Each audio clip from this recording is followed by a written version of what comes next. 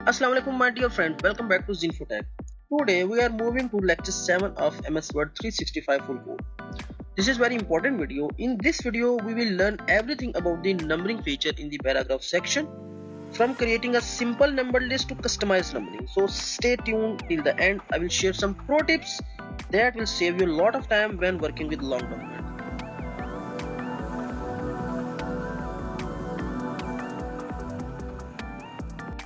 हम आ चुके हैं अपनी स्क्रीन पे और MS वर्ड में यहाँ मैंने एक लिस्ट तैयार की है। तो ये इन्हीं की लिस्ट है, ये ऊपर file, home, insert, draw, design, ये सारे यही लिखे हैं। तो सबसे पहले हम डिस्कस करने वाले हैं सिंपली हम इसको नंबर किस तरह देंगे।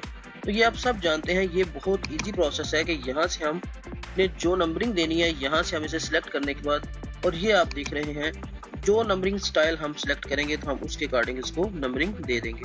सो देखिए मैंने इसको सिलेक्ट किया, ये वाला, और 0 1 2 3 4 5 6 7 यानी ये 11 ये वर्ड लिखे हैं जिनको मैंने नंबरिंग दी। मेरा आज की वीडियो का मकसद ये है कि मैं आपको इसके जो वो फीचर्स हैं वो बताऊंगा, क्योंकि ये नंबरिंग वाला फीचर इतना इंपॉर्टेंट है, ये बहुत कंफ्यूज करके रखता है। बाज़ वक़्त हम डॉक्यूमेंट्स को डाउनलोड करते हैं तो नंबरिंग का बहुत ज़्यादा इशू आ जाता है। सो ये था सिंपल नंबरिंग की बात।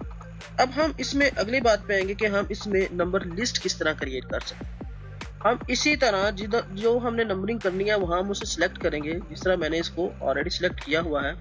तो यहाँ देखें, यहाँ पर लिस्ट लेवल है, यहाँ इसको हम लिस्ट लेवल चेंज कर सकते हैं। अभी फॉर एग्जांपल आप इसको देखें, ये 1 2 3 और 4, ये 4 से मैं लिस्ट लेवल चेंज करता हूँ। तो आप देखें यहाँ पर जाए और यहाँ पर चेंज लिस्ट लेवल, तो मैं ये देखें सेकंड लिस्ट लेवल मैंने सेलेक्ट किया। अब ये सेकंड लिस्ट लेवल क्या बता रहा है, यानी first file, second home, third insert, और इसके बाद जो ये ABCD ये इसकी सब नंबरिंग स्टार्ट होती है।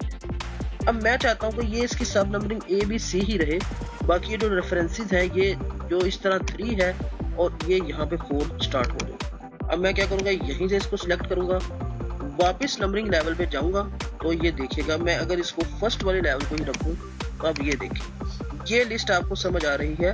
1 2 3 की ये आगे ABC ये सब नंबरिंग, और 4th यहाँ से स्टार्ट हो जाए। अगर हमने इसके आगे फर्दर भी नंबरिंग करनी हो, यानी अगला लेवल भी हमने चेंज करना हो, फॉर एग्जांपल ये B के बाद ये जो C है, मैं चाहता हूँ C नहीं है, मैं नेक्स्ट लेवल की नंबरिंग करूँ। तो अब यहाँ देखें, तो हम इस लेवल को चेंज कर रहे हैं। अब आप इसको ऑब्जर्व करें, ये जो नंबर 3 है इसकी सब हेडिंग्स ये 2 हैं, A और B, और ये जो B है इसकी जो सब हेडिंग है ये स्मॉल I में आपको नजर आ रही है। इस तरह ये नंबरिंग लिस्ट लेवल होते हैं।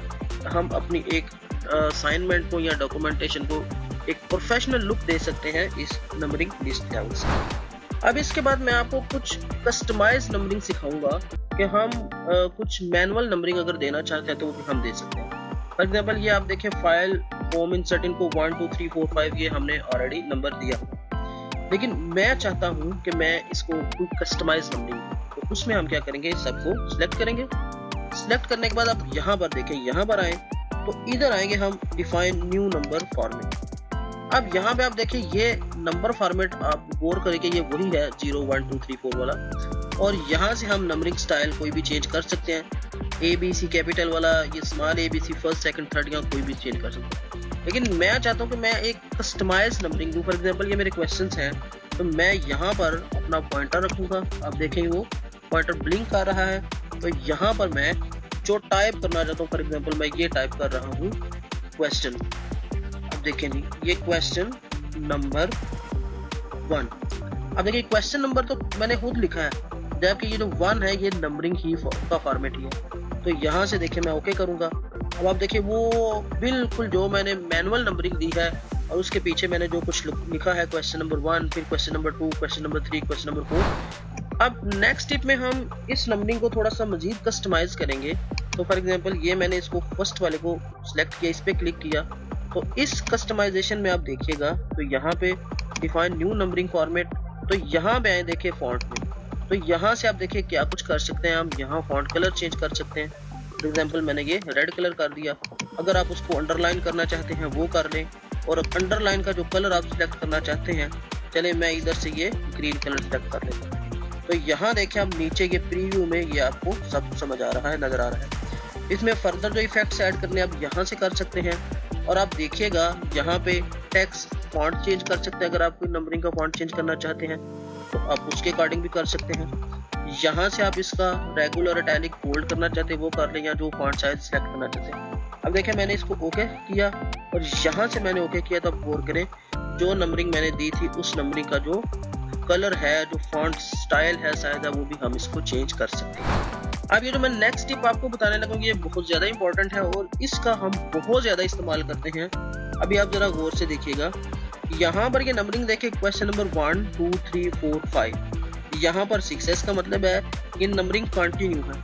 मैं चाहता हूँ कि जो क्वेश्चन नंबर 6 है ये क्वेश्चन नंबर 1 ही बन जाए, तो यानी 1 2 3 4 5 और फिर 1 2 3 4 5। तो यहाँ पर हम आएंगे, यहाँ पर इसे सिलेक्ट करेंगे, सिंगल क्लिक करेंगे अपना, हम यहाँ से राइट क्लिक करेंगे और यहाँ देखिए लिखा हुआ स्टार्ट एट 01, तो इसे क्लिक करेंगे तो आप देखें ऊपर 1 2 3 4 5 और नीचे भी 1 2 3 4 5 6, ये बिल्कुल उसी तरह से हमने स्टार्ट एट 1 यानी 1 से स्टार्ट कर दिया ये नंबर। अब जो नेक्स्ट प्रो फीचर है वो इससे भी ज्यादा इंपॉर्टेंट मैं समझता हूँ। अब यहाँ पर आप देख रहे हैं क्वेश्चन नंबर 1, ये तो हमने स्टार्ट एट 1 किया ना, तो मैं चाहता हूँ नहीं क्वेश्चन नंबर 1 ना हो, कोई भी रैंडम नंबरिंग से मैं इसको स्टार्ट करूँ, वो भी बहुत आसान है।